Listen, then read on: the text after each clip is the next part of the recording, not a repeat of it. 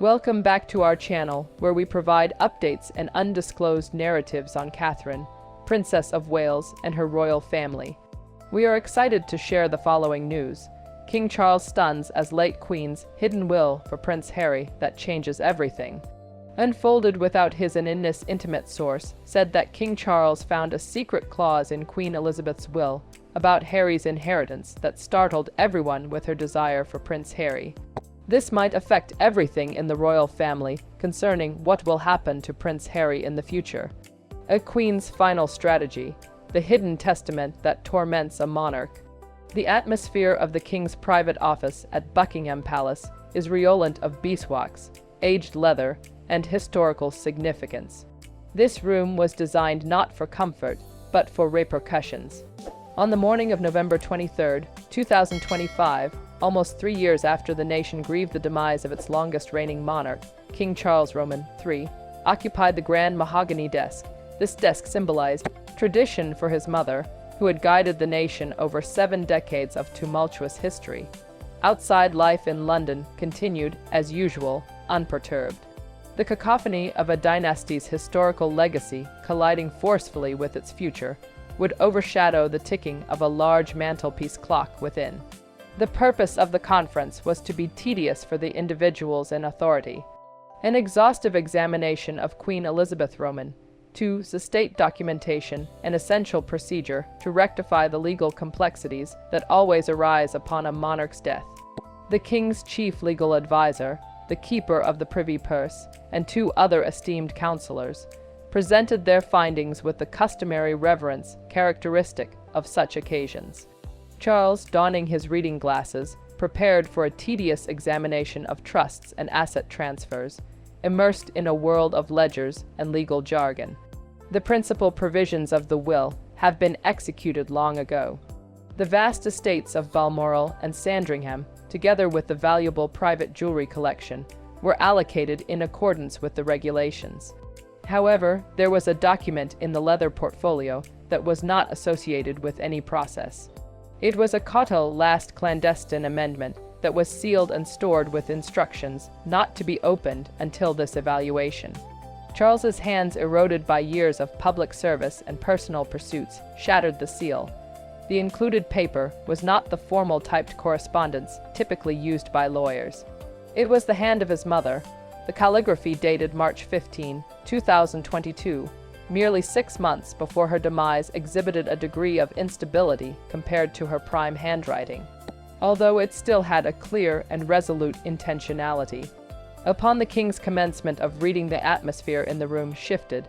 The polite regard for his advice transformed into a strained, cautious silence. They saw the flicker of curiosity in their sovereign's eyes transform into amazement, then genuine shock, and ultimately a complex array of emotions that the king's typically reserved demeanor could not quite conceal. This was a private event. A boy was alone in a room filled with silent observers, confronting his mother's last deliberate action. It was a posthumous communication, a meticulously drafted legal instrument intended to resolve the singular unresolved calamity of her tenure, the rift inflicted upon their family by the departure of his younger son. A section of the book altered everything that Charles believed about his mother's aspirations for Prince Harry. It was not only a gift, it constituted a challenge, a context, and an assessment. He perused the passage once, twice, and thrice. With each instance, the words seemed to transform, and their meanings deepened, diverging into many potential interpretations. Following a brief, astonished glance, his attorney confirmed its authenticity. It was sufficiently verified, legally enforceable, and entirely accurate.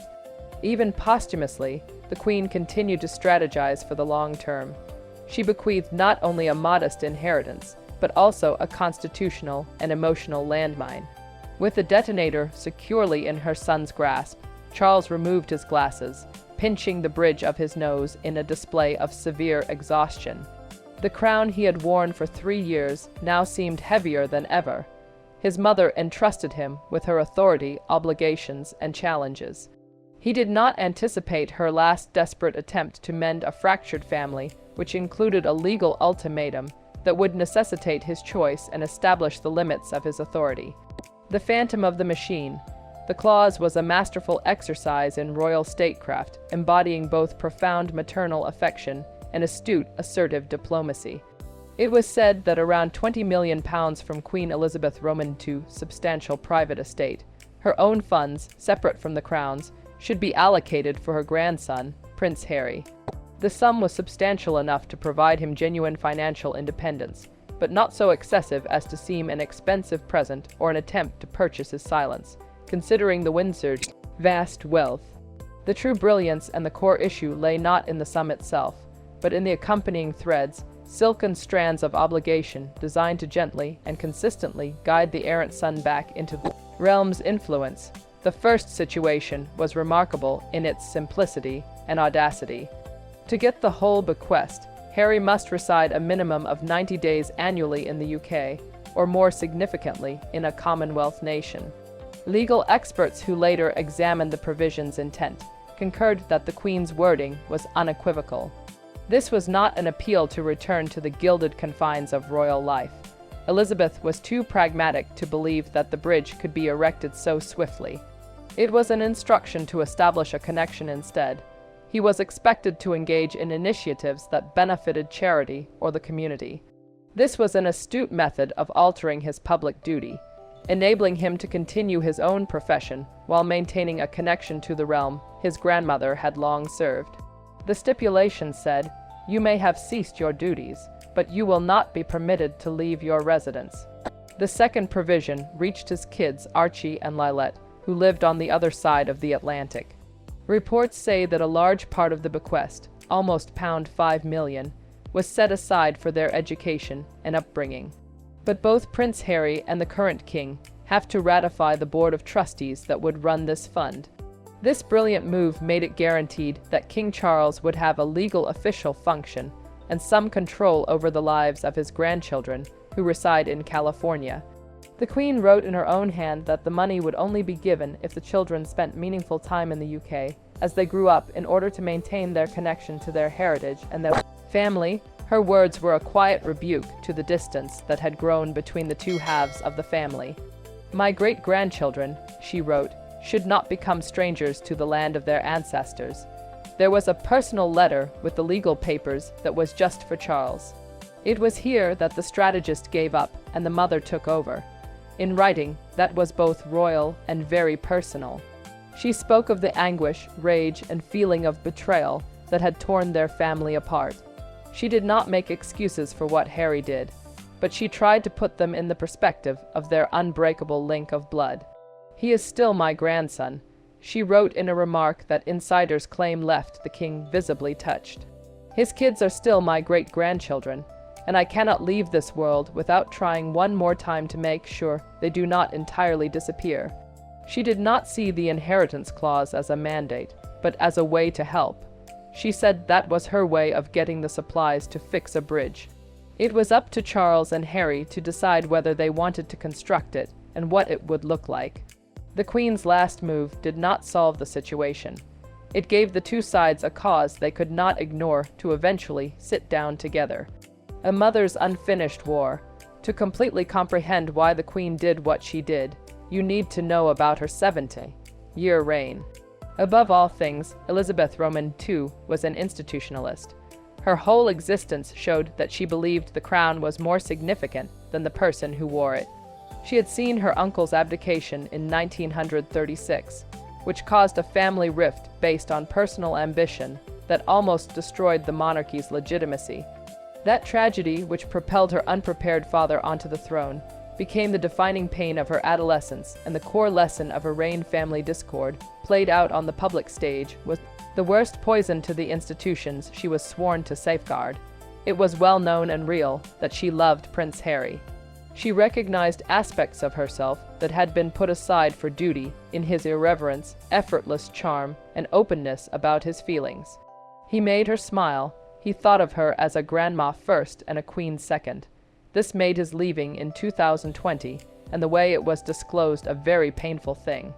People who worked at the palace at the time said she was quite upset, not because he wanted a different life, but because he broke the rules and did not ask her opinion, which put the institution she represented in a defensive, reactionary position. The interview with Oprah Winfrey in March 2021 was far worse. The accusations of prejudice and neglect hit the core of her life's work, and the contemporary multicultural commonwealth she had worked so hard to build. Her public answer, the now famous remark, "Recollections may differ," was a lesson in how to fix diplomatic problems. It was a statement that recognized the Sussexes' suffering, but did not agree with their story as the only true one. But privately, many close to her said she was really upset, not because of the public relations disaster, but because her familial ties seemed to be broken beyond repair. During this time, the public did not witness the secret ways the Queen worked hard to keep open for connection. She and Harry still spoke. The calls were not very often, but they were regular enough to prevent the connection from breaking completely. She did not act like a head of state in these talks. She spoke like a grandmother. She made it plain that her love was unconditional, even if she did not agree with his decisions. As her health became worse in her last year, a feeling of urgency took over. Friends and family saw her carefully organizing her things like a queen getting ready for the end. The fight with Harry was the most important thing on her desk that she had not accomplished yet. She had helped 15 prime ministers ended an empire and kept the monarchy together through decades of civil unrest, but she could not fix the rift in her own family. Royal historians say that she saw this as a huge personal failure. The concealed provision was probably written in the latter months of 2021 and the first months of 2022. It was the last card played by a sovereign. She realized that public comments and family gatherings had not worked. So she went to the one thing she still had complete control over: her final will and testament. It was a planned strategic choice to keep it concealed and wait many years for it to be found. She understood that once she died, there would be a time of deep sadness and change. Charles would need some time to become the king in his own right. It would have been crazy to bring up this complicated, emotionally laden clause at that time. She wanted time to pass so that her most intense feelings might settle down. This would make the place quieter and allow her last request to be heard not as a challenge, but as the desperate, thoughtful appeal it really was. It was the last move of a chess grandmaster, a queen guarding her king and a prince who had lost his way long after she had left the board. The king's choice that cannot be made. The paper on King Charles's desk was more than just his mother's request. It was a Gordian knot of personal grief and constitutional responsibility. As a parent, he was still hurting deeply from the public charges made by his son. Harry's book Spare, which showed Charles as a distant and bad parent in a raw and sometimes merciless way, had caused him a lot of pain. It was a unique and painful type of torture for a man who had waited his whole life to become king, to have his own kid openly dispute his ability to do it. He was very angry with a deep, seated bitterness that was hard to deal with since he still loved his kid. But he was not merely a dad. He was the king. He now thought about the stability and public image of the crown while making every choice. On one level, it felt like the only right thing to do was to follow his mother's wishes. But doing so may be seen as a sign of weakness, an admission that the monarchy was so desperate for peace that it was ready to give the man who had tried to hurt it millions of pounds as a peace offering. It might set a bad example by showing that family members can openly criticize the institution and yet be welcomed back with open arms and a full bank account. Prince William, his older son and heir, had a very important and unexpected response. The two brothers' link, which had been unshakable, was now broken, and in its place came a wall of distrust. William thought Harry's acts were a huge betrayal, not just of the family, but also of the holy obligation they all had. William's view of the world was quite practical, since he would be king one day. He thought that a tough line was necessary to show that acts had consequences, and that the monarchy needed to be protected against internal challenges for its long-term health. According to others who know what happened at the next meeting, the talk between Charles and William was quite tense. William is said to have reacted right away and strongly when Charles told him about the finding. He did not see his grandmother's actions as loving. He considered them emotional manipulation from beyond the grave. He maintained that it was an overstep committing the living to a reunion with someone who had proved himself untrustworthy. The money was one thing. The conditions necessitating Harry's presence in the UK and providing Charles authority over his children were, in William's perspective, a formula for endless drama and instability. The Prince of Wales made it plain that he would not stop his father from honoring the clause, but he would not take part in any fake family reunion. He would be polite as convention required, but the warmth and trust were gone, maybe for good. William, who was Catherine's defender and the future of the crown, just could not take the pain. This put Charles in a very lonely and painful place. Following his mother's wishes might mean losing his heir. It would be against his mother's last wish to listen to his successor. People who worked in the palace were also split. The old guard men and women who had worked for Elizabeth for decades urged her to stick to her duty and her traditions. They spoke about how important it was to respect the late Queen's wisdom and keep the family together. The younger courtiers, who knew more about the media, told them to be careful. They were anxious about how the public would see them praising what they thought was poor conduct, and how people would see a new king still working in the shadow of his mother. Charles was alone in his study late at night, thinking about the most important subject of his reign. What type of king did he want to be? Someone who controlled with the clear, sometimes harsh sense of his heir, or someone who embraced the more loving and uniting inclinations of his late mother, even if it meant greater agony and public ridicule, the return of the exile. Prince Harry had no idea that a storm was brewing in London. He was thousands of miles away in Montecito, California, a sunny place where celebrities live. His life had a new rhythm, one that was set by Netflix production deadlines, foundation meetings, and the continual buzzing strain of running a worldwide brand. He and Meghan had gotten the financial freedom they wanted, but it was a freedom that needed ongoing labor.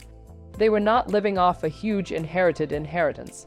They were operating a company, and that business was closely tied to their tale and their regal history. There was still a lot of pain between him and his father and brother. They only spoke to each other briefly and formally. Finding out about his grandmother's last wish would be like a meteor hitting this delicate ecology. Of course, 20 million would be a big draw, giving him a sense of stability that would liberate him from the constant desire to make money. But the offer would mean a lot more than just money. It would send a strong emotional message.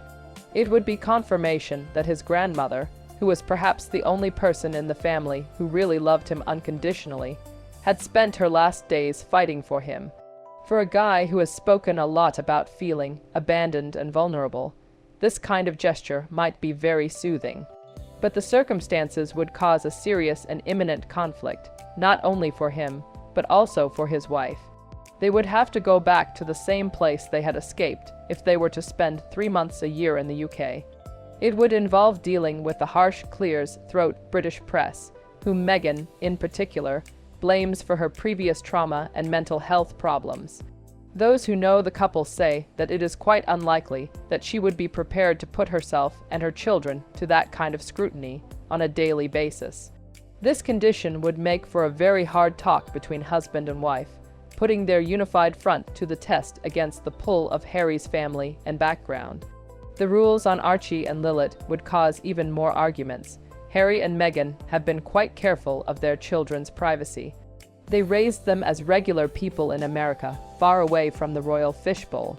People would see the concept of a board of trustees, which King Charles also endorsed, keeping an eye on their kids' money as an undesirable invasion, an effort by the palace to extend its power. Over the water, Meghan would have the most power over this choice.